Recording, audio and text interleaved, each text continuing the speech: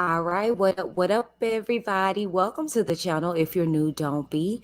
Go ahead and click that subscribe button to be a part of the Witness Gang, to join the Witness Nation. Now, let's get into this, shall we? Hello, you guys, and welcome to the channel. If you're new, don't be.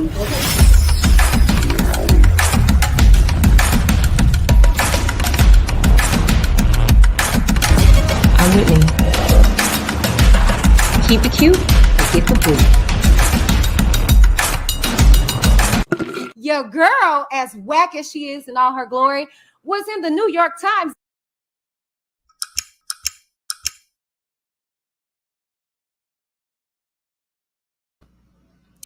All right, you guys, welcome back. Welcome back. Okay, I pray you guys are having a super stupid, blessed day, to say the utmost least. All right, you guys. So upon late in the wee hours of last night, everything hit the fan, child. Okay, now your girl tried her best to do her due diligence, as I stated that I would, by giving you guys the government's response. Okay, however, it was a two-part response, giving the defense's two-part motions that they submitted, one for an acquittal and then one for a new trial. Remember, we discussed that Bone Jangles was throwing everything to the walls, and it was clear. Now, for nothing, here we are for another R. Kelly Tales number 28. This will be a 4-part series of the acquittal response by the government. Okay, it is a lengthy 109-page response. Okay, and I wanted to make it a little more digestible, so I broke it down into 4 parts so we can gather the information that we need later tonight, if we're able to. Meaning, if I get to record and break everything down for you guys, we will speak in conjunction to everything. Okay, we will address some things that we read, some things that we didn't read. Okay, and we'll just go from there. Okay, but if not, if we're unable to get to where we can actually dissect everything tonight, it will be for sure on tomorrow. Okay, but we knew this was coming. This is what we expected. Okay, so let's go ahead and get into it. Okay, first and foremost, this platform discusses any and all information that has been made known to the public in any way. I am not in any kind of way a journalist. I am a commentator. Okay, so the information is all alleged, but the commentary is very real. Now, in this particular case, we are reading transcripts. There's no alleged in regards to this. You see exactly what I'm reading. These are court official court documents, and there's no way that I can bend or break anything that is conveyed across these transcripts. Okay, so let's go ahead and get into this read. Okay. Okay.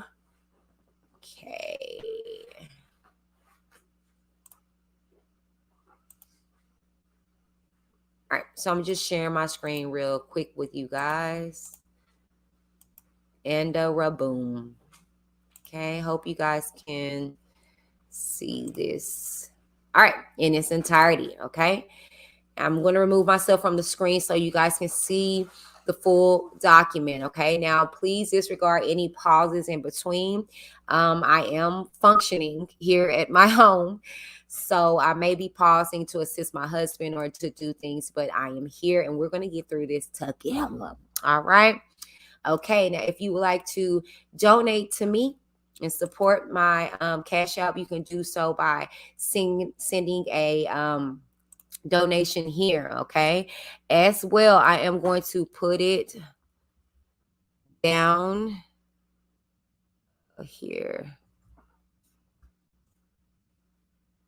All right, you can also find it, boom shakalaka, right there at the bottom of the screen. Okay, all right, so let's go ahead and get into this. Okay, all right. Introduction. The government respectfully submits this memorandum of law in opposition to the defendant Robert Sylvester Kelly's motion for a judgment of acquittal pursuant to Rule 29 of the Federal Rules of Criminal Procedure. Okay. On September 27, 2021, Kelly was convicted following a 6-week jury trial of racketeering violation of Title 18, count 1, transportation of Jane for the purpose of illegal sexual activity in violation of Title 18, count 2, coercion of Jane for the purpose of illegal sexual activity in violation of Title 18, count 3, coercion of Jane as a minor for the purpose of illegal sexual activity in violation of Title 18, count 4, transportation of Jane as a minor for the purpose of illegal sexual activity in violation of Title 18, count 5, transportation of Faith for the purpose of illegal sexual activity in violation of Title 18, count 6, coercion of Faith for the purpose of illegal sexual activity in violation of Title 18, count 7, transportation of Faith for the purpose of illegal sexual activity in violation of Title 18, count 8, and coercion of Faith for the purpose of illegal sexual activity in violation of Title 18, the final count 9. Now, Kelly now moves to set aside his convictions.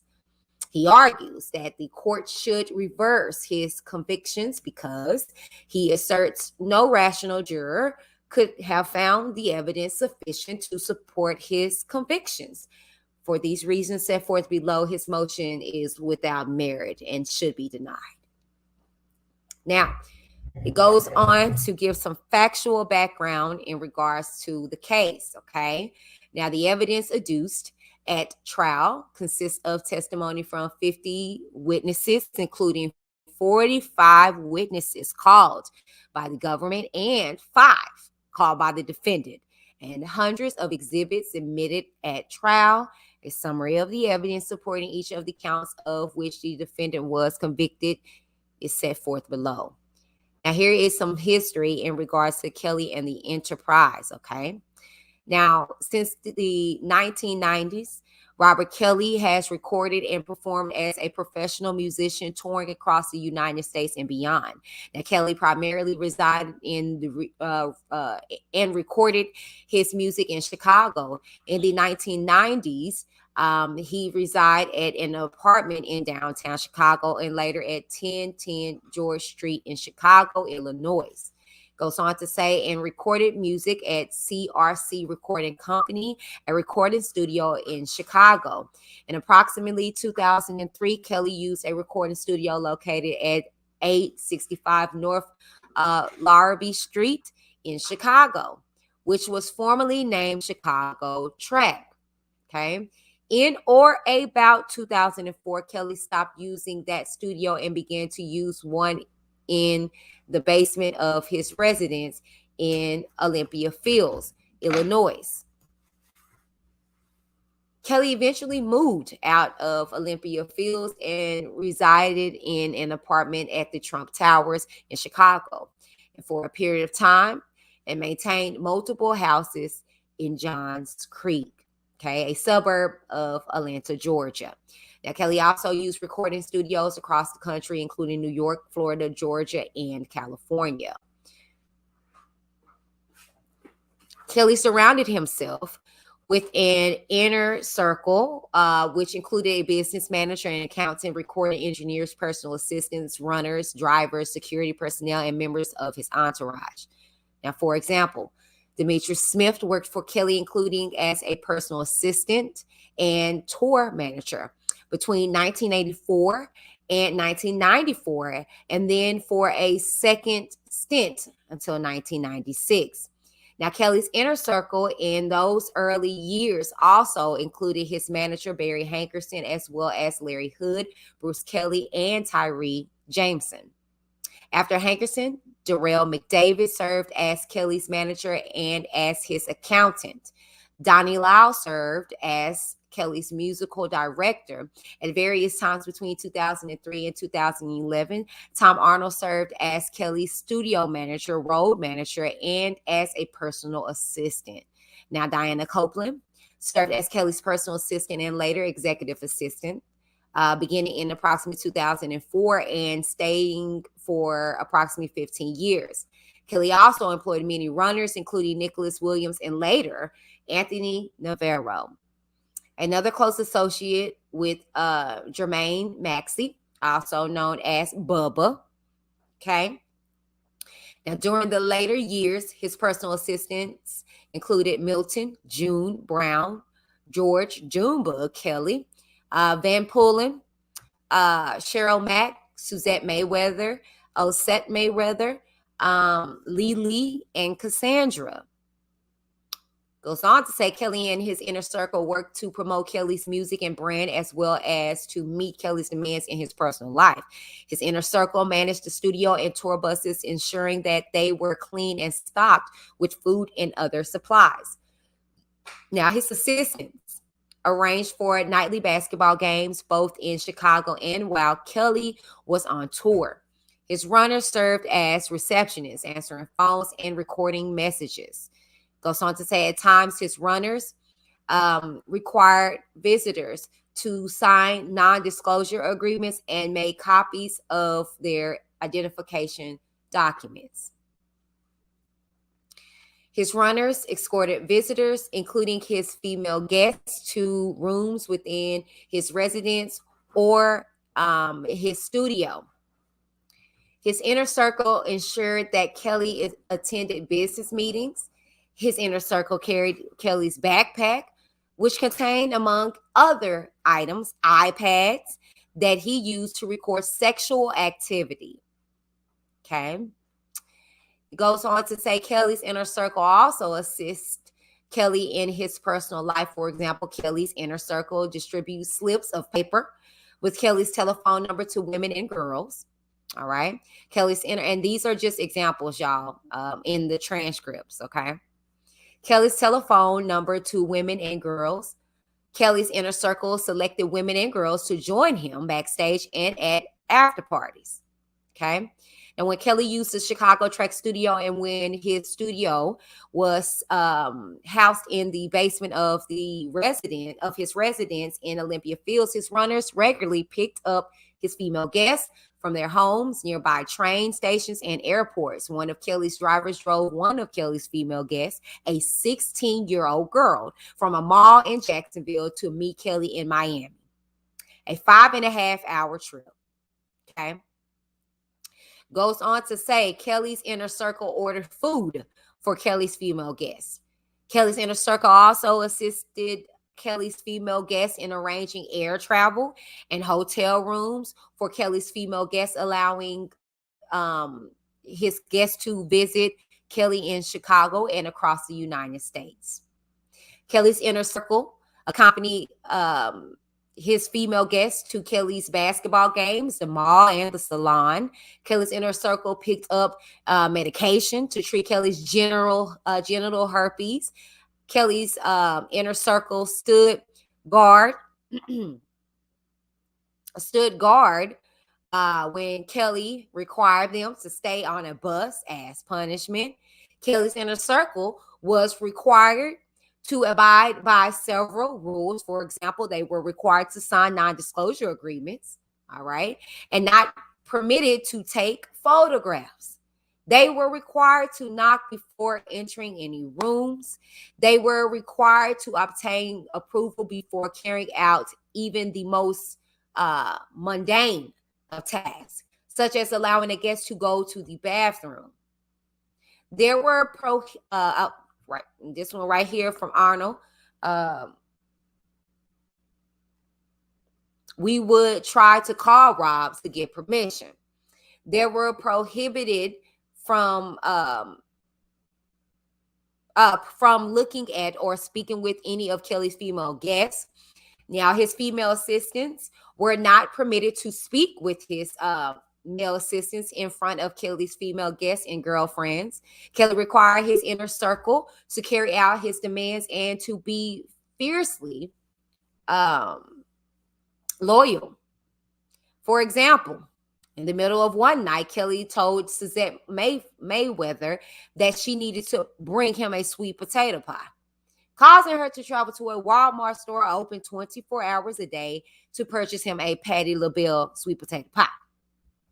On another occasion, Kelly told Sherelle Mack that Precious, an aspiring singer whom Mack had introduced to Kelly when Precious was just 17 years old, had filed a lawsuit against Kelly and that Mack needed to travel from Atlanta to Chicago and pick a team. Before she made her decision, Kelly threatened Mack that in these types of situations, people come up missing. Many members of his inner circle were paid a weekly salary for their efforts, although when members did not meet Kelly's expectations, Kelly fined members of his inner circle by withholding funds owed to them. And that's what got his butt in trouble with Darrell. He still owe him money. In addition, Kelly required several members of his inner circle to write letters falsely confessing to bad conduct and provide those letters to Kelly so that Kelly could use it for his protection. Finally, Kelly expected his inner circle to make sure that his female guests and girlfriends abide by Kelly's rules. For example, when one of Kelly's girlfriends, Anna, left Kelly on one occasion, Kelly confronted Diana Copeland about how she had let Anna escape. Wow. Another time, Kelly directed Copeland to pay close attention to his female guests' use of their cellular telephones.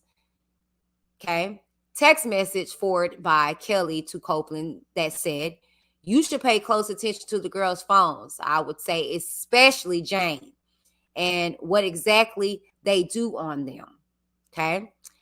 On another occasion, Kelly confronted Suzette Mayweather after he learned that several months earlier, she had let a girlfriend, which is Dominique, off the tour bus when they were in New Orleans without first obtaining Kelly's permission. Okay. When Kelly learned that, on another occasion, Dominique had shared personal information with his assistant, Suzette Mayweather. Kelly confronted Suzette Mayweather, leading Suzette Mayweather to falsely tell Kelly that she, Suzette Mayweather, had brought up the conversation that led to Dominique sharing those details because Suzette Mayweather feared what Kelly might do to Dominique. Okay, so she low-key was trying to, in somewhere, take up for Dominique. Kelly's genital herpes diagnosed. Dr. Chris McGrath was Kelly's primary care physician for over 25 years, beginning in September 1994 until sometime in 2019. Now, at some point after June 2000 and before March 1997, Dr. McGrath concluded that Kelly had contracted genital herpes, a sexually transmitted disease, okay, an STD. As was his regular practice following his diagnosis, Dr. McGrath told Kelly that he had genital herpes and advised Kelly to inform his sexual partners of this fact so they could make a decision whether or not to have sex with you or not. Dr. McGrath further advised Kelly to use a condom during sex and specifically recalled Kelly indicating he understood the doctor's advice when Kelly stated, "Then I should not put it in raw. I should put a hood on it." And Dr. McGrath confirmed to Kelly that he should use a condom during sex.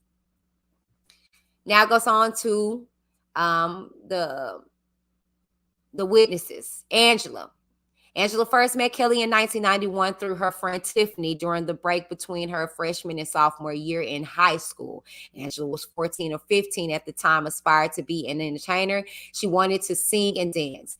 Tiffany was also in high school, attending Kenwood Academy in Chicago and an aspiring singer. Tiffany invited Angela to go to Kelly's apartment in South Loop of Chicago, telling Angela that Kelly was a singer who had recently released a single. Tiffany and Angela went to Kelly's apartment with two other girls who were also in high school, and all these people you're going to hear about in Chicago. When they arrived at the apartment, Bruce Kelly, who says his brother did nothing, Demetrius Smith and Larry Hood were at the apartment with the defendant. Everyone in the apartment joked around for about an hour in the communal space, communal space across from the kitchen. So they were all there with these underage girls. Okay. After which Kelly went into another room, and each of the high school girls, including Angela, followed him into the same room, one by one. Okay, mind you, we didn't hear about any of the brother, Demetrius, or none of them leaving at this point of time. They were all there. Okay, either Tiffany or the Kelly invited Angela into the room. When she entered, Angela observed the three other high school girls in different areas of the room. One was taking off her clothes, another was standing there, and the third was taking off her shirt. Kelly asked Angela to climb on top of him. Startled, Angela paused for a moment, but then did exactly what Kelly asked her to do. Kelly then asked Angela to straddle him and to ride him. And she asked Kelly if she could grab a condom. Kelly said he did not have any, and Angela told him she did and obtained it. Angela then put the condom on Kelly, and the two had sexual intercourse in the presence of the three other high school girls in the room. Kelly also had sexual intercourse with at least one other high school girl and sexual contact with all of them, including by caressing and suckling their breasts and fingering one of the girls. When Angela and the others left the room, Angela observed that Demetrius Smith, Bruce Kelly, and Larry Hood were all still in the apartment. Bruce Kelly, sir, you got some explaining to do, brother. While he was all at the court hearing talking about how his brother is not guilty, and he was one of the witnesses who took place to seeing them girls at least go into their room and still come out of it. Before Angela and the three other high school girls left the apartment, Kelly invited them to return the following day, which they did.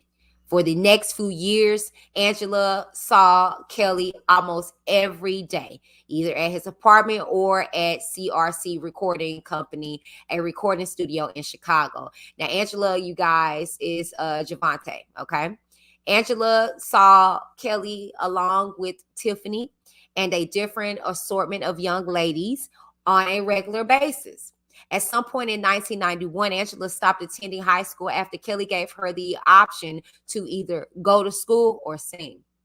At the time, Angela, Tiffany, and another girl were singing together as a group, which Kelly later named Second Chapter.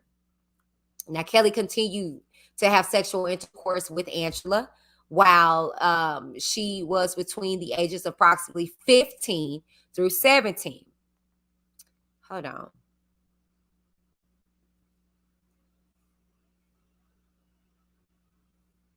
Hold on, y'all.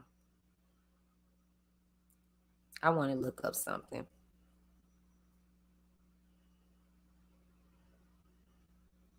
Okay.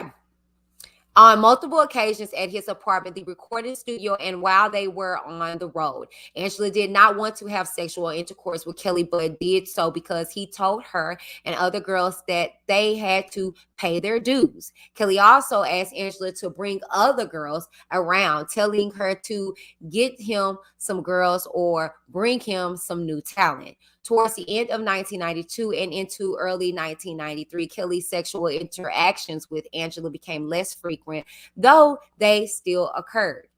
Aaliyah In approximately 1992 in Detroit, Michigan, Kelly and his tour manager, Demetra Smith, met Aaliyah, okay, and her family. Aaliyah was the niece of Kelly's manager at the time, Barry Hankerson. In approximately January 1992, Kelly introduced Angela, Tiffany, and the third girl in their singing group to Aaliyah. Prior to meeting Aaliyah, Kelly told Angela that Aaliyah was the next up and coming artist, the next hottest wave coming out of Detroit. Now, at the meeting, which took place at Aaliyah's birthday, Kelly told Aaliyah that Angela, Tiffany, and the third girl were going to be her background. Like the singing group public announcement was for him and would give Aaliyah her street vibe, and that they would also be there to be her friends. Aaliyah was 12 years old at the time. Thereafter, Angela saw Aaliyah regularly while Aaliyah was in Chicago working on her first album, Age Ain't Nothing But a Number, which was written and produced by Kelly. Kelly, fully aware of Aaliyah's age, engaged in inappropriate behavior with Aaliyah, seducing her, and sometimes spending hours alone with Aaliyah in his apartment. Kelly began sexually abusing Aaliyah beginning from at least 1992 or 1993 when she was 13 or 14 years old. Okay. In 1992 or 1993, Aaliyah accompanied Kelly on tour. Now, why is that? Why would any parent allow their 13, 14-year-old to go on tour like that? Who would do such a thing?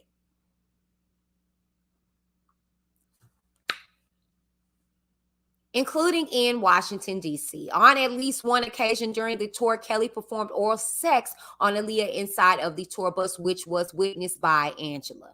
Okay. Now, also during this tour, as punishment for Angela, Aaliyah, and the other girls disobeying his orders to stay in the hotel, Kelly told the girls that it was due time.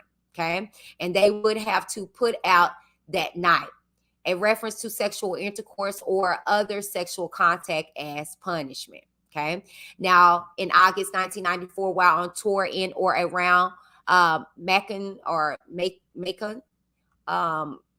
Georgia, just before taking the stage, Kelly approached Smith and told him that Aaliyah was in trouble. Despite having additional performances on the tour, Kelly instructed Smith to make flight reservations for him because they needed to get home. Immediately after the show to Chicago, Smith advised Kelly to call Hankerson, Aaliyah's uncle, and Kelly's business manager, but Kelly refused, saying, "Don't call Barry. It's deeper than you think." Based on Kelly's instructions, Smith arranged round-trip airline tickets for Kelly, Smith, and his security guard, Tyree Jameson. Okay, on the plane ride back to Chicago, Kelly, who was concerned and crying a lot, explained to Smith that Aaliyah believed she was pregnant. Kelly also told Smith that after speaking with his accountant and manager, Darrell McDavid, he had devised a plan to marry Aaliyah so that he could avoid jail. Now, at some point after landing in Chicago early in the morning, Kelly and Smith made a stop at Kelly's apartment where Smith raised reservations about the Kelly's plan to marry Aaliyah, and Kelly responded, whose side was Smith on? Now, Kelly, Smith, McDavid, and Jameson then gathered at a Sheraton hotel suite where Aaliyah was waiting at the hotel suite. The group discussed Kelly's plan to marry Aaliyah, who was a minor and only had a school identification card, did not have identification showing she was 18 years old, and therefore was not old enough to get marriage license. Smith suggested to the group, which included Kelly, that he could get an identification card for Aaliyah from a local welfare office if he paid an employee cash. The group also discussed getting another piece of identification for Aaliyah from a friend of Kelly's who worked at a courier service facility. After these discussions, Smith obtained $500 cash from McDavid, and the group headed out to obtain the identification. Now, Smith, Aaliyah, and Kelly drove to the public aid office, after which Smith went into the office, went inside and offered $500 cash to a public aid office employee to obtain a fraudulent ID for Aaliyah. The public aid office employee, who was a state government employee and not permitted by law to accept cash in exchange for creating the identification, took the cash and agreed to create an identification card for Aaliyah. Kelly waited in the car while Aaliyah went inside, where the employee took Aaliyah's photograph and gave them the fraudulent identification card. Okay. Now, a card for which Aaliyah provided none of the request documentation, was not eligible to receive. And even if eligible, would have taken approximately 30 days to be issued by the public aid office. No record of any legitimate identification card for Aaliyah was saved in the public aid office's file. Now, Smith and Aaliyah returned to the car where Kelly was waiting. Thereafter, which Kelly, Smith, and Aaliyah and the others went to a Federal Express, a courier company, to obtain another fake identification card for Aaliyah. After going inside of the Federal Express with Smith, Aaliyah had her picture taken and was given a fake employment card. After obtaining the fraudulent identification cards, Kelly, Aaliyah, and Smith and McDavid went to the Illinois County Clerk's office to obtain a marriage license for Kelly and Aaliyah. Individuals seeking a marriage license were required to present two forms of identification, i.e. a state identification card, driver's license, or a domestic or foreign passport, birth certificate, consular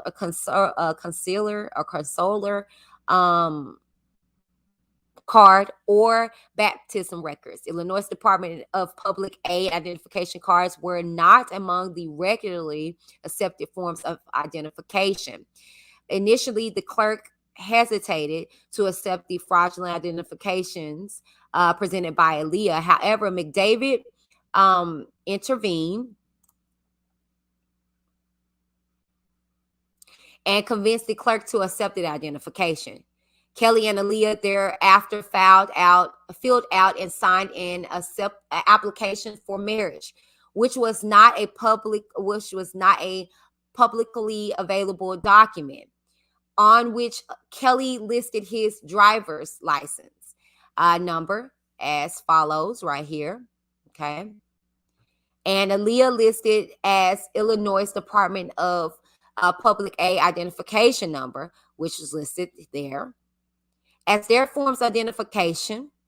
The marriage application also falsely listed Aaliyah's date of birth as January 16, 1976, and age as 18 years old, despite Aaliyah's true date of birth being in January 1979, and her occupation as messenger server.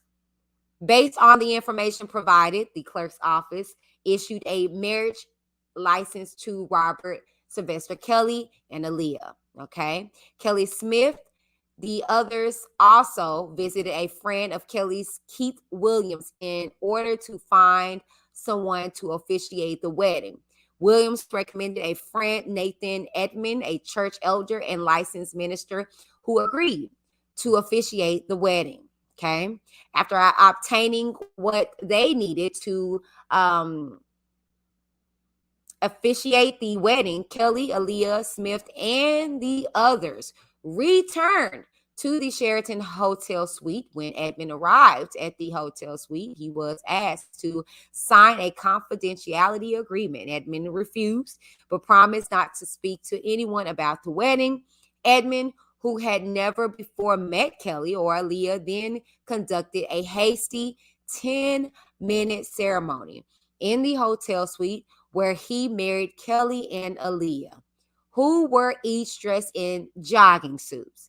The marriage license signed by Edmund was filed with the Cook County Clerk's Office and a certificate of marriage stating that Kelly and Aaliyah were married on August 31st, 1994 was issued.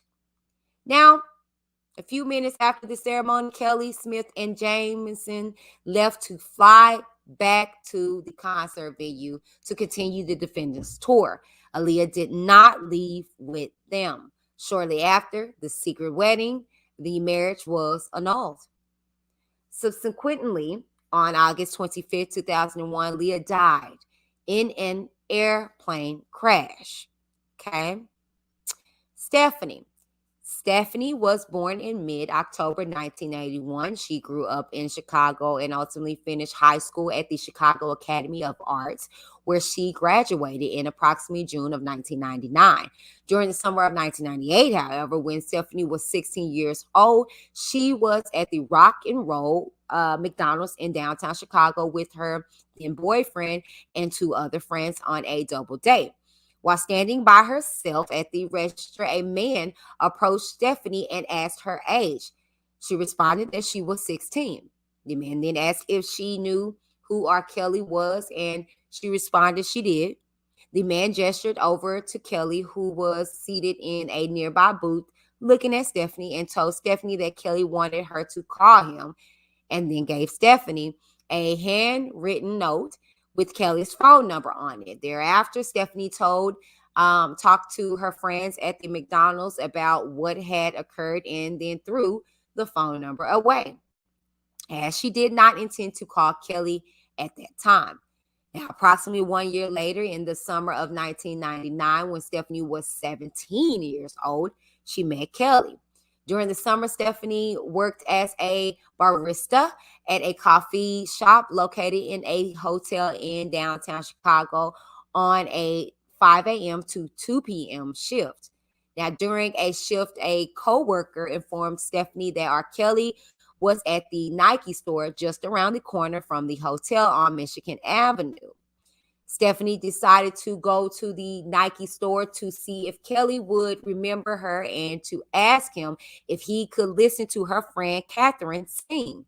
Catherine was Stephanie's classmate at the Chicago Academy of Arts, specializing in music, and was an aspiring singer at the time. When Stephanie arrived at the Nike store and was walking in, Kelly was walking out. Stephanie asked Kelly if he remembered her, and he indicated he did. Stephanie told Kelly she wanted to ask him a question, and he invited her to walk with him to his car, which Stephanie did, and Kelly invited Stephanie inside his car. Inside the car, Stephanie asked Kelly if he would meet with her friend Catherine, who had a great voice, and to potentially help Catherine with her career.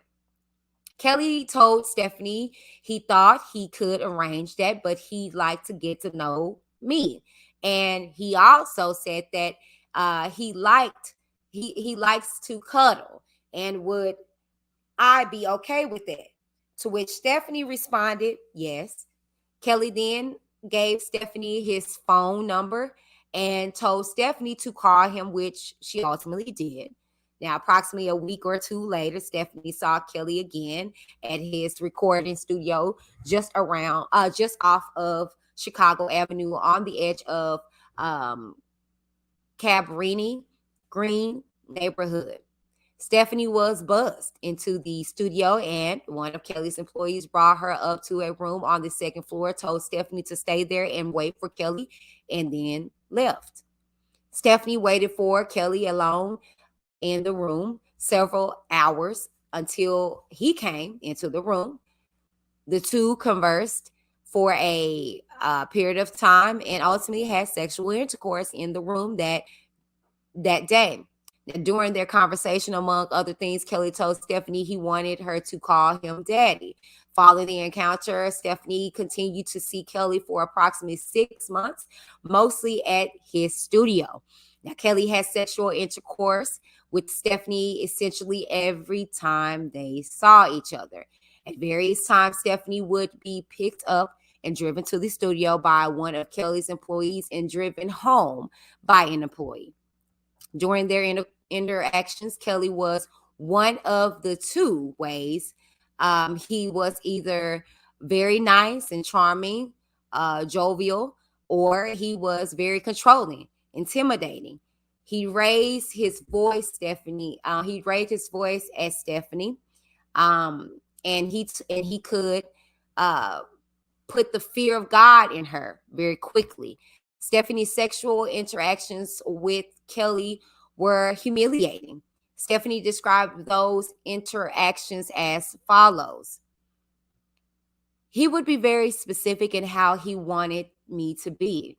He would put me in a position that he wanted me to be in. He would tell me that he tell me to get undressed, and then he would position my body in a way, and he would then say, all right, I'm going to go, and when I come back, I want you to be just like this. So I would just be completely naked with my butt in the air and just like waiting there for him to come have his way, sometimes hours. When Kelly returned to the room and Stephanie was not in the position he had told her to be in, Kelly became very disappointed and angry, yelling at her. Kelly also often ejaculated on Stephanie's face and instructed her on what sounds she should make during sex.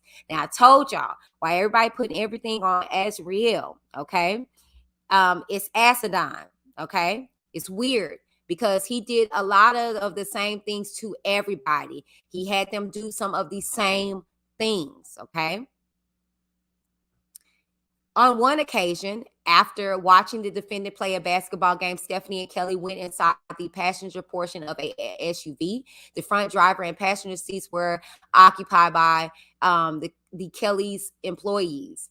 While inside, Kelly told Stephanie to give him oral sex. Stephanie did so, but it was really disgusting because he had just played basketball for an hour. And so she was really ashamed while she was doing it and tried to do it quickly and get it done.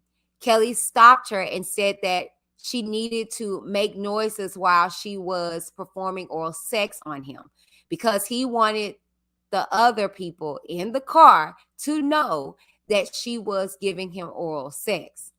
Now, within the first month or two of Stephanie having met Kelly, Stephanie, hold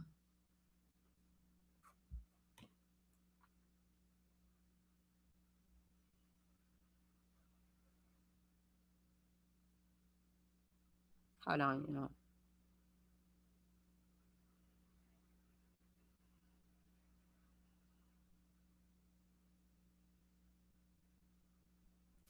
Okay, sorry.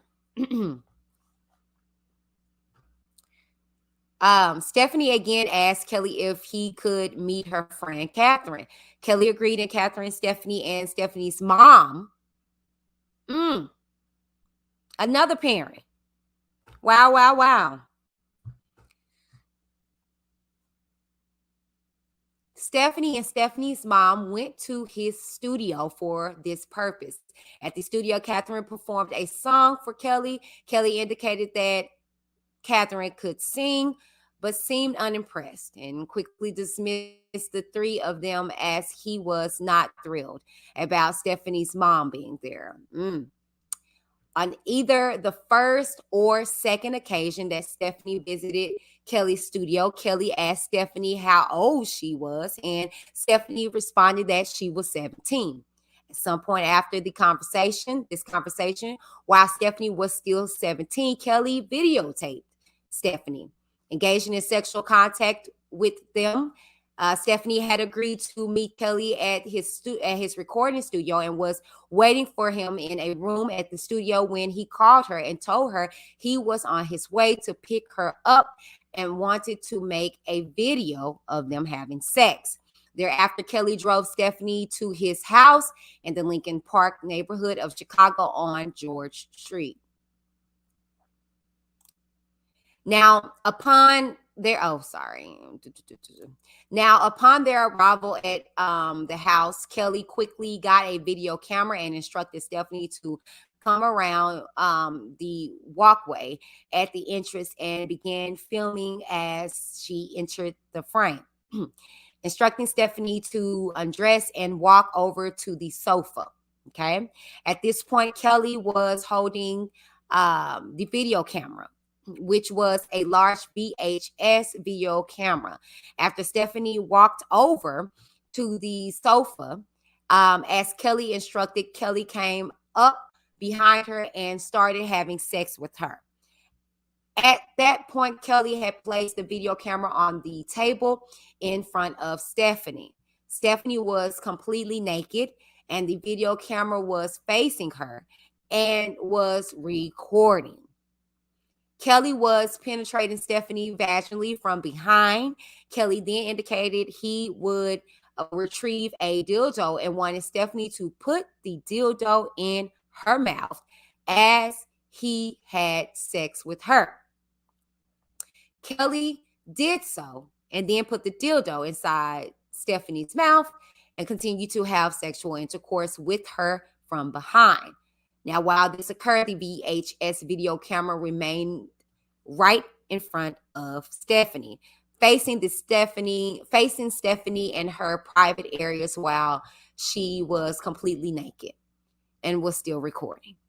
In approximately October 1999, my bad, y'all, that two threw me off. Stephanie traveled to Orlando, Florida for a long weekend to see Kelly with her friend Catherine.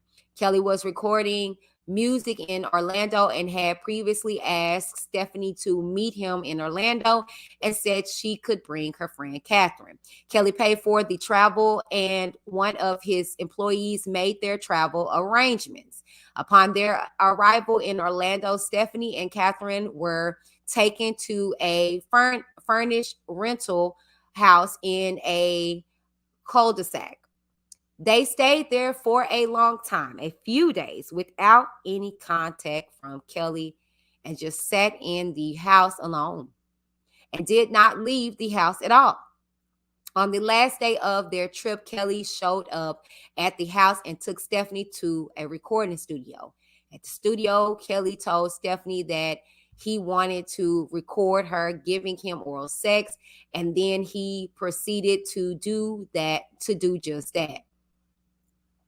This time, Kelly used a handheld video camera smaller than the one he had used to video record Stephanie at his residence in Lincoln Park to record Stephanie's face as Kelly's penis was in her mouth and she was giving him oral sex. Kelly ejaculated on Stephanie's face and did not let her wipe it off, instead telling Stephanie she had to walk down the hall to another bathroom to wipe her face. Stephanie felt humiliated. Thereafter, Kelly drove Stephanie back to the house as she cried in the car. She and Catherine then returned to Chicago. Now, following this trip, Stephanie did not want to see Kelly anymore. She felt used and humiliated and degraded, and she just didn't want to be abused anymore. Stephanie did, however, see Kelly again to stay in his good graces because she wanted Kelly to give her the sex tapes he had made of her. She discussed getting the videotapes from Kelly or having him destroy them in person with Kelly on 2 occasions, but Kelly did not do so. Thereafter, Stephanie called Kelly and asked him again to give her the tapes or destroy them. Kelly suggested he would consider it if she came to see him. However, Stephanie concluded from the 2 previous in-person discussions that Kelly had no intention of doing so. She did not go to see him. That was the last time Stephanie spoke with Kelly. Now, during the course of her time with Kelly, Kelly made clear to Stephanie that she was not permitted to speak to other men. On one occasion, she was at a Houston's restaurant in Chicago with Kelly and two rappers whom Kelly referred to as Boo and Gotti. Stephanie was not allowed to speak to Boo and Gotti during the meal, but heard Kelly tell them that he likes young girls and that people make such a big deal out of it, but it really isn't a big deal because even look at Jerry Lee Lewis. He's a genius and I'm a genius, and we should be allowed to do whatever we want because of what we give to this world. Such an idiot. Let's get into Addie. On September 2nd, 1994, Addie, a 17-year-old girl, attended the Budweiser Superfest 2 concert at the Miami Arena in Miami, Florida, with a friend. At the end of the concert, Kelly made an announcement that women over the age of 18 could go backstage. Given the announcement, Addie did not intend to go backstage despite having all access passes because she was under the age of 18. However, a few minutes after the concert ended, two African-American men who appeared to be Kelly's associates approached Addie and a friend and asked them if they wanted to go backstage to get Kelly's autograph. The men, who did not ask Addie or her friend whether they were over 18, escorted Addie and a friend backstage to Kelly's dressing room.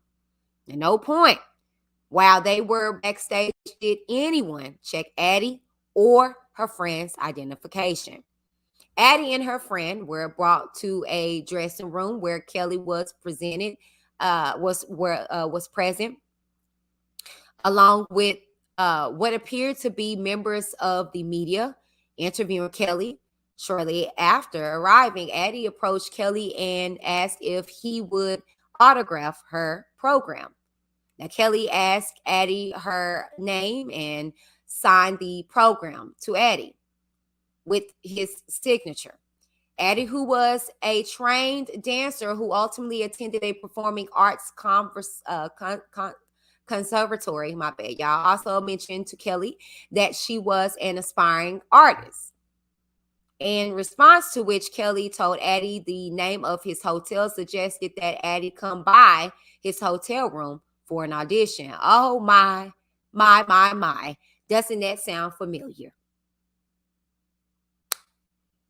An audition and wrote down a hotel number, room 1301, on her program. Towards the end of her discussion, Addie told Kelly that she was not sure she was allowed to be in the dressing room because she was only 17 years old. Kelly then spoke to two of his bouncers, and quickly thereafter, the bouncers escorted everyone from the dressing room except Addie and her friend, who the bouncers told to stay. As a result, Addie and her friend were left alone in the dressing room with Kelly. Once alone in the room, Kelly began talking about a song he was working on for a movie soundtrack, which he then played for them. Kelly then asked Addie and her friend to play a game with him to see which girl could kiss better. Kelly kissed Addie's friend and then Addie. Addie initially kissed Kelly back and then began pulling away, but Kelly became more aggressive, holding Addie's wrist and moved her towards the dressing area, where he unzipped her shorts, pulled them down, and penetrated her vagina from behind with his penis. Kelly also attempted to get Addie's friend to participate by grabbing Addie's friend's hand, but her friend refused.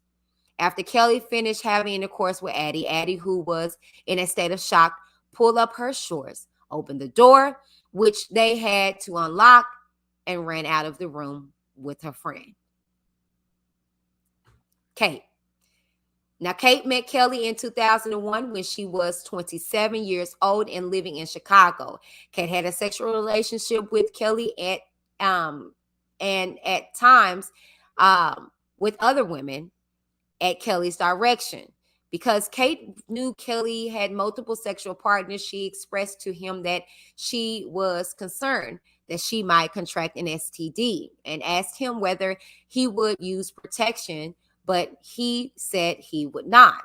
Kate also asked Kelly if he was okay, referring to whether he had any STDs, and he did not disclose to her that he had any.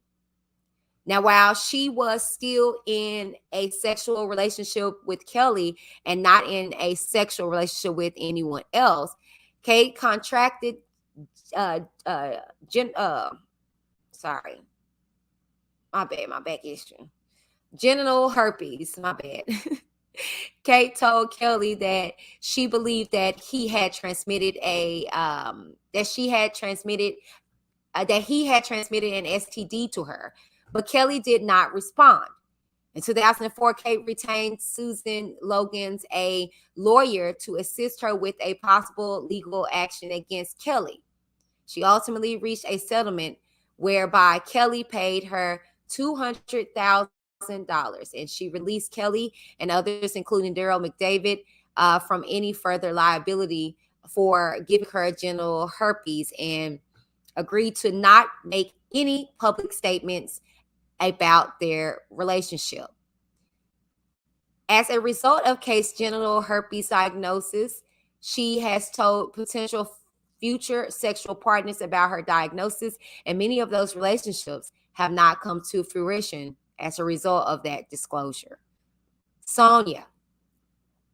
Now, on August 2003, Sonja, who was working as a radio station intern, met Kelly while he was at a mall in Utah when she was approximately 21 years old. Now, Sonja, hoping to get an interview with Kelly to kickstart her career at a radio station, spoke to Kelly's manager. Kelly did not agree to an interview at the time, but at some point during the interactions, Kelly or a member of his entourage gave Sonja a ripped off piece of paper with Rob and Kelly's telephone number written on it. Now, Sonja, who was with a friend at the time, also took a photograph with Kelly and her friend in front of his tour bus. Sonja told her boss at the radio station about meeting, we got 4 more pages, about meeting Kelly and still hoping to get an interview with Kelly, interview with him. Contacted Kelly at the number she had been given. Kelly did not agree to a telephone interview, but subsequently, tongue tie, sorry. Sequentially, invited Sonja to travel to his studio, referred to as the Chocolate Factory in Chicago, Illinois, purportedly to conduct an interview of him.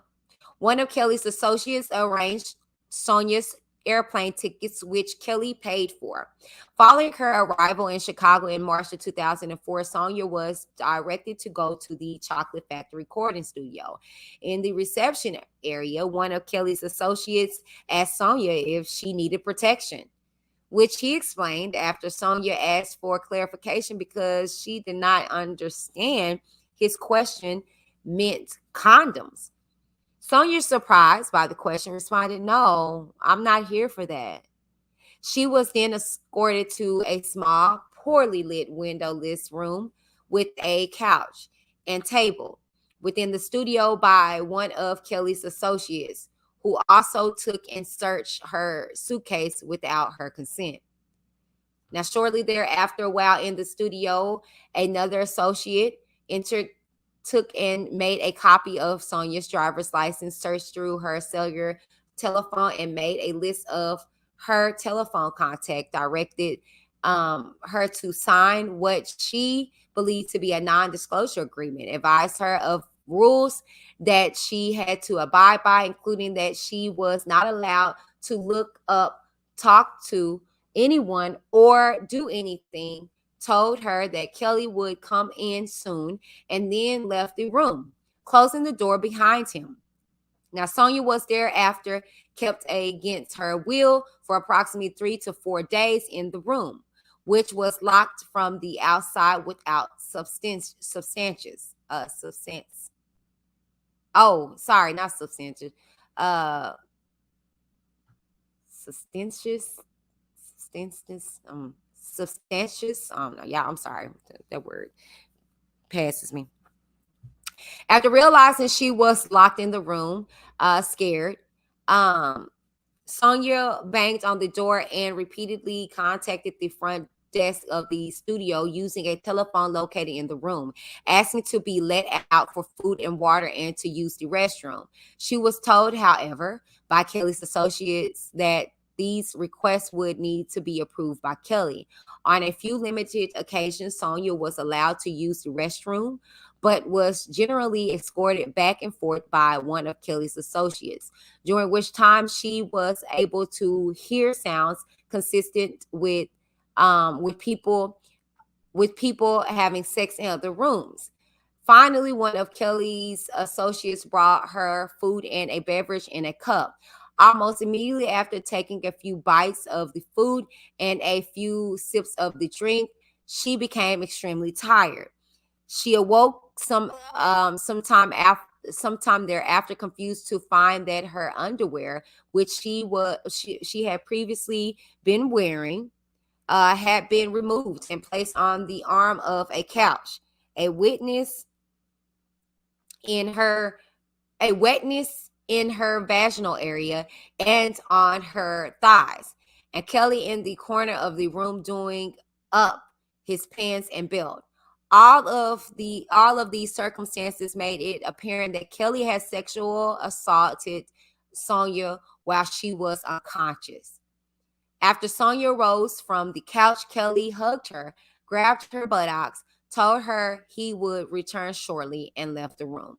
Shortly thereafter, one of Kelly's associates entered the room, told Sonja that Kelly would not be returning, told her not to tell anyone about her time at the studio, made her sign another confidentiality agreement, and said, "Don't fuck with Mr. Kelly," which she took as a threat.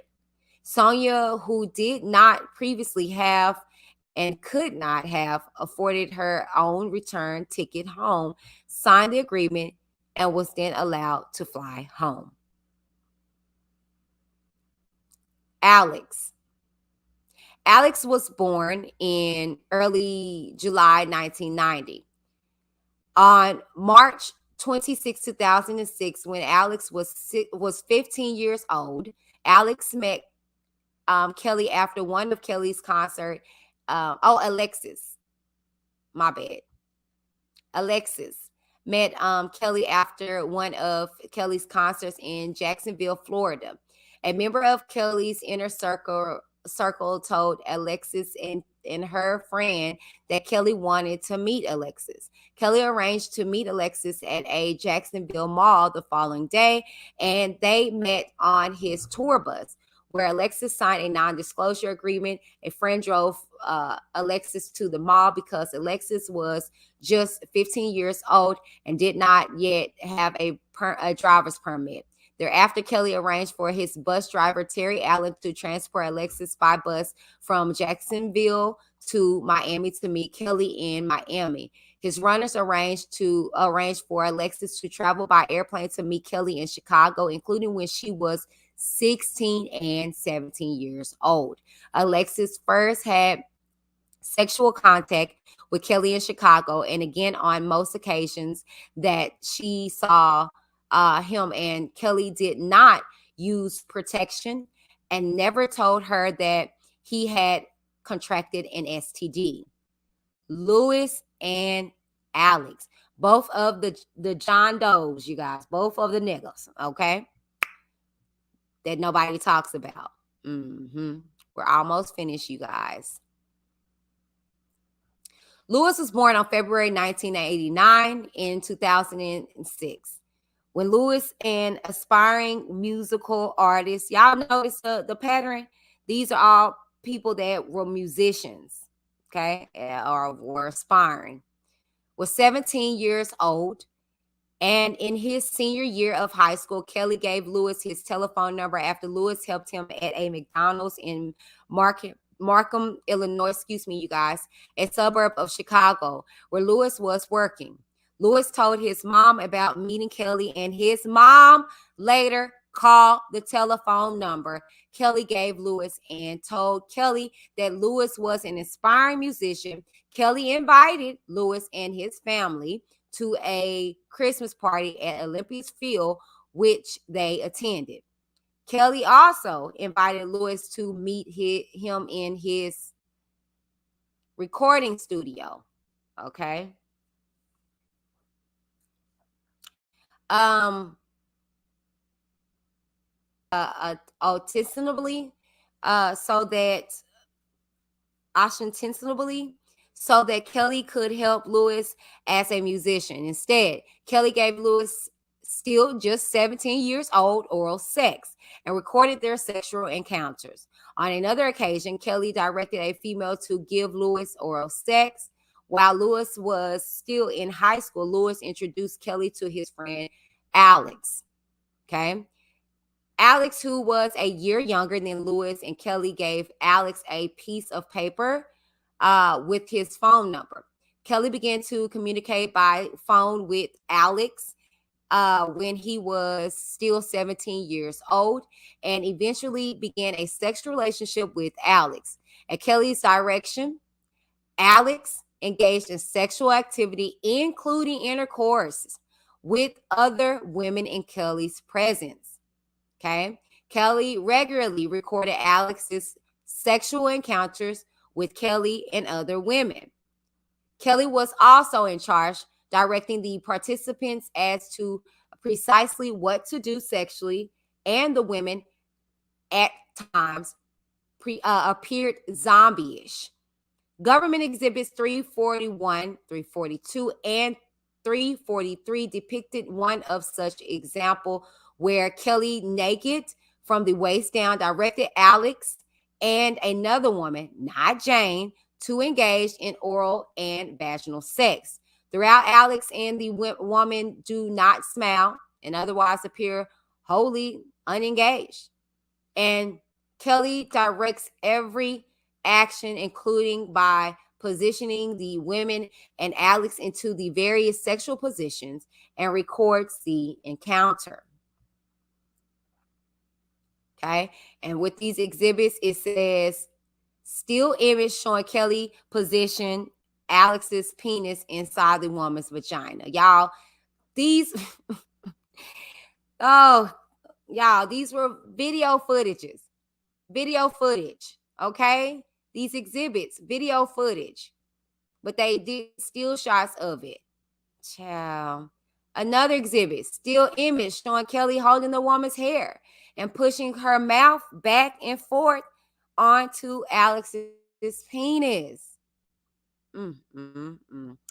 In 2019, okay, Kelly directed both Lewis and Alex to handwrite statements falsely denying that they ever had sexual contact with Kelly.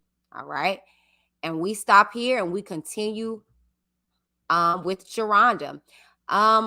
Y'all, wow. Okay. Wow, to say the utmost least.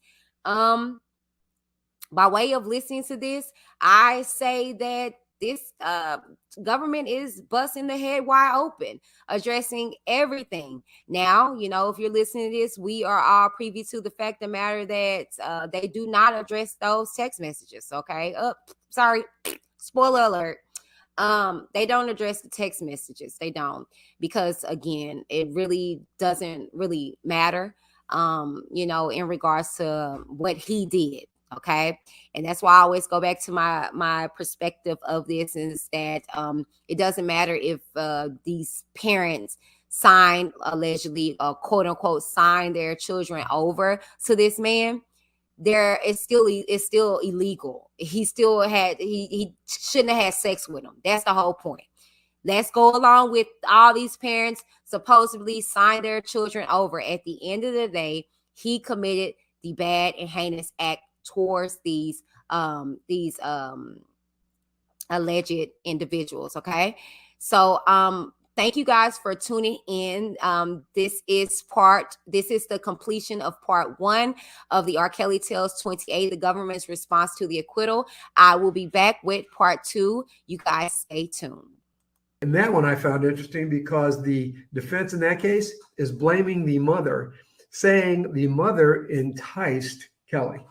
That's an interesting. Well, that was a kind of a argument. common theme for these parents to kind of like sell their children. Right, because they were looking for stardom. Again, was the enterprise his branding? Of course it was. Because think about this. Would that mother have pushed her daughter onto him if it wasn't for the fact that they were looking at stardom based on the fact they were going to be associated with Kelly?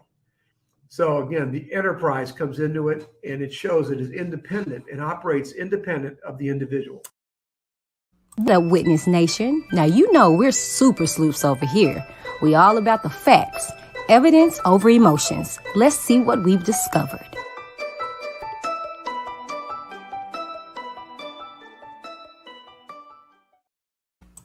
Y'all killing me with this. I can't help here. Robert.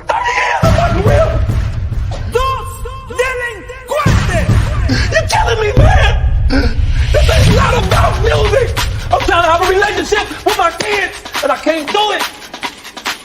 Y'all just don't want to believe the truth. You don't want to believe it. At this point, we briefly pause the interview to give Kelly a moment. Man, y'all killing me with this. Y'all killing me with this. Y'all killing me with this. Y'all killing me. Y'all trying to kill me. Y'all killing me with this. Y'all killing me with this. Y'all killing me with this. Y'all killing me with killing me, man. Trying to kill me. Killing me, man. Trying to kill me. You don't want to believe it. Trying to kill me. Killing me, man. Trying to kill me. I hope this camera keep going. Stupid R.KELLY. Fight for my life. Stupid R.KELLY. Ain't do it. Stupid R.KELLY. Fight for my life. Stupid R.KELLY. Ain't do it.